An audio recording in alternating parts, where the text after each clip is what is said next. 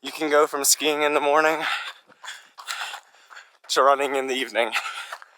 Good afternoon, everyone. Today I'm running in the beautiful mountains of Utah on this trail that I found on Strava. I'd like to give you guys a little update of what my next month of training, running, all around looks like. So where we are currently at is about a little over a month out from my first triathlon. Woohoo. I feel really unprepared for it, which is probably pretty normal because I don't prepare for much. I'm nervous for it, which makes me think it might be an interesting video series, because then hopefully it'll get other people to kind of watch it and be like, you know what, I can do that too. Pushing yourself outside the comfort zone. As far as the actual race goes, the sprint triathlon that we signed up for is a half-mile swim, a 16-mile bike, and a 5K run. The only one of those aspects that I'm actually confident in is the 5K. Biking, I think I can do fair. Swimming, I have very little faith in currently. So it's probably what a majority of the training going on over the next month is going to be. My goal is pretty much when I get back to start swimming at least 2 days a week, with a goal of going 3 days a week. Running is going to kind of take a hit because that is where I'm probably the most prepared already. So we'll pull that back and then be supplementing with a lot of swimming and biking. My general plan is by the time that I get home, which is in 2 days, I'd like to have my next 4 weeks of workout scheduled so that I can know exactly what I need to do. Because when I go into this stuff without a plan in mind, I tend to just kind of be lazy with it. The biggest place that I saw the most benefit from it recently was when I did the half marathon.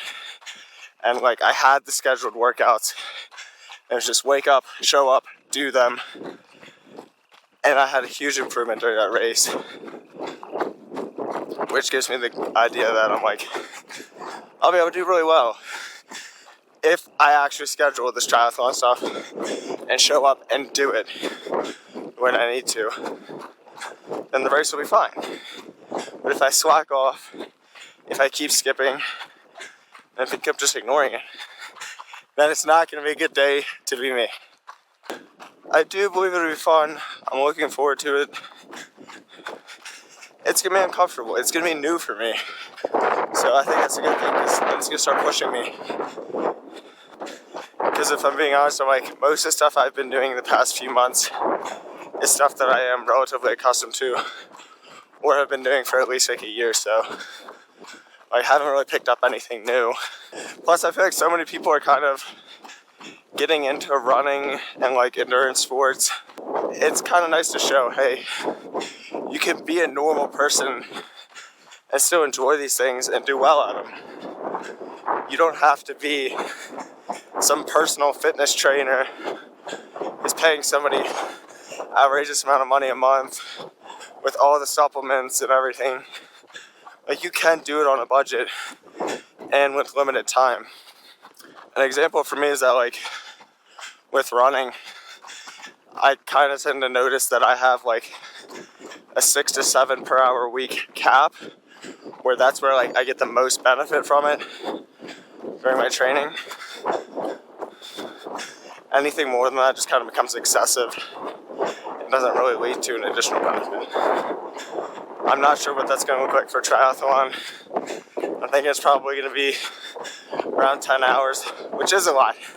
That's a lot of time. Most people probably don't have that much extra time. But it's also going to be about making myself have that availability, putting in the time in the morning or late at night, and making sure I get done what needs to get done so that I can have the race that I want to put down. Now, granted, I have no time goal in mind, because I actually have no idea what is a good time. But as I start figuring out my biking pace and my swimming pace, then I'll be able to put together what I think will be a realistically good time for the whole event. There you go. I actually just hit 5K, so we're going to turn around and go back, because I'd like to not be gone forever. So we're heading back to the end of the trail right now. Dang, that honestly felt really short. I thought it was gonna be more scenic. It looked more scenic on Strava. I thought I was gonna get to the top of one of these mountains, but I guess the valley will do. I mean, on the bright side, it's been a super flat run, which is always appreciated, especially being at a little bit of elevation, places additional load on your lungs to work a bit harder. So I could use it to not beat me down super badly. I'm hoping you can see it, but very cool moment running along the trail, and then you can see Park City straight through the two mountains in front of us.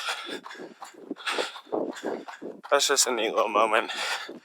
I really do like it out here. So that's really nice. I'm like, you can go from skiing in the morning to running in the evening. Who wouldn't want anything else than that? I know I would. This might be a hot take, and you probably can't see through my glasses, but I'm honestly crying a little bit because I'm just thinking about like all the big goals I have in front of me that I'd like to do. I mean, qualifying for Boston, being an Ironman, doing a 100-miler. Like, I'm like, these are absolutely huge goals that I genuinely don't know if I can do some of them.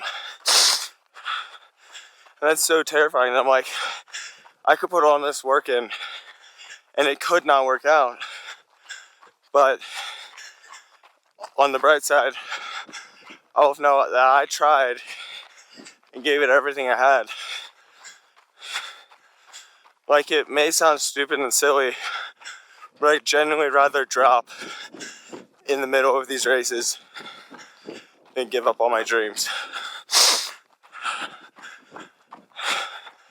And if I'm being honest, that's the attitude I've had more recently. And it tends to work because it just gets you into the mindset that you can just keep going until you get there. But I also do feel lucky that on the days that everything doesn't go according to plan, that I still get the privilege to come out and do this stuff. Like, I get to enjoy it. I genuinely love running so much. It's so relaxing. It just puts me in such a happy mood every time I get to do it that I'm like, it just takes everything away from what went on with the day. It's a good day, it's a bad day. And I just get to enjoy it. Being out here and actually like enjoying nature and the world instead of just sitting inside all day watching a TV. I get to come out here knowing that every day I put one foot in front of the other. I'm actively choosing to work towards my goals. And that's the best feeling in the world. Because whether it's a good run or a bad run, I'm still making progress and I'm learning something every time I do it. Through all the races I've done, the few good and the many bad, I've learned so many lessons that keep preparing me for the next one. So I know that when the day comes and it really counts, I'll be as ready as I can be. And when things go wrong, then I'm ready to adapt and overcome it and keep going by not letting it faze me. That's what you have to do, because nothing is ever going to go perfect on race day. And if I'm being honest, you probably won't remember the bad things. You're just going to remember that one moment when you hit that goal and when all the hard work paid off and you get to enjoy the celebration of finishing that race. That's what it's all about for me. It's about enjoying the process. My biggest goal is to show everyone that watches videos like this that you can do it. You can do whatever you set your mind to. If you put in the time and the dedication, the results are going to happen. Like, I promise you. The nice thing about these endurance sports, but really anything you do in life, is that if you put in the time and the work and you don't take days off, you listen to your body, and you're fully committed, you can achieve anything you set your mind to. That's my big message, is that you can do it. You just have to believe in yourself no matter what. Every day, choose to keep winning. Win every second. Currently heading back towards the house. I just got off the trail. About a mile to go, but I've said most of the thoughts I had. So I will see you guys next week when we begin the full-on triathlon prep, starting with week 1, finding my base.